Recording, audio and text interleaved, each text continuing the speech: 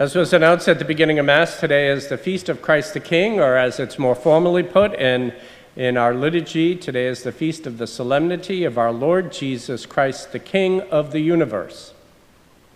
I asked one of our physics professors if it would be fair to say, our Lord Jesus Christ, King of the universe and beyond. And he assured me that that was okay, that the universe is the material world, the known universe.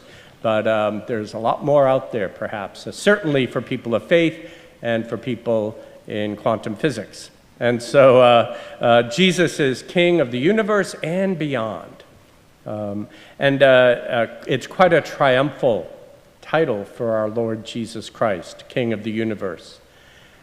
Today is the end, as I mentioned, of the year of grace 2025. It's the last Sunday of the year.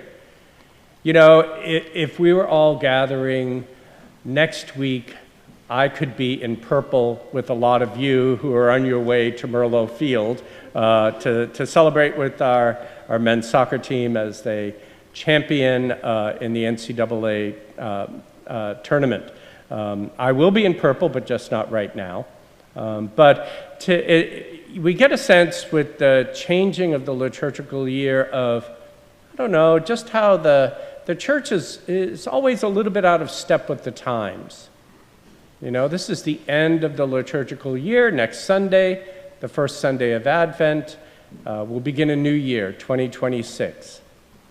Meanwhile, next Sunday, we will also begin the season of Advent, when everybody in our culture will be celebrating Christmas.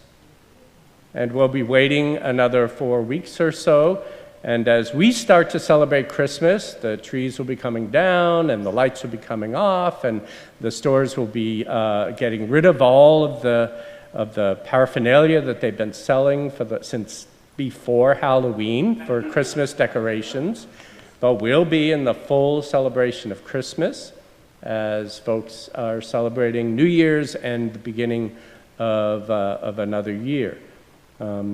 There's always that way in which we're not quite hooked up with the culture, not quite aligned with the calendar. And so we have to kind of keep a foot in both, right? We're in church, we celebrate with purple and lighting the Advent wreath while we celebrate in our office spaces or in our families the celebration of Christmas. Today we celebrate the feast, the solemnity of our Lord Jesus Christ, King of the universe. And yet, the image that we get is quite out of step with what we usually think about or what usually comes to mind when it comes to someone being a king. This very triumphal title for this Sunday just points even more deeply into the paradox of the Christian faith, because we don't find an enthroned and enrobed king in power and glory. We find a king who is reigning from his cross. We find instead of people bowing and scraping before his majesty, we find that the rulers of the world are sneering at Jesus, deriding him for his claims to be able to save others, but find himself in such a predicament of helplessness. The soldiers even jeering at Jesus as they offer him wine, and pointing out that if you claim to have the power of a Christ, the power of a king, why don't you use it for yourselves? Even his fellows being crucified, one of them at the moment, is jeering at him and also trying to get in a plea for his own release from his torment. And Jesus quite serenely presides over this whole scene. And instead of being a triumphant king who places his own interests above others, he places himself at the service of all, especially us. Instead of a king who is wielding justice with his fiery, swift sword, he is doling out mercy even to his fellow convict dying on the cross, promising him the joys of paradise because of that individual's plea for help, prayer to be remembered. Jesus reigns on the cross in utter vulnerability and powerlessness. He reigns from the cross as king to give mercy to the world, not to enforce his will. This is not the image of king that we had in our fairy tales or that we see in our newspapers.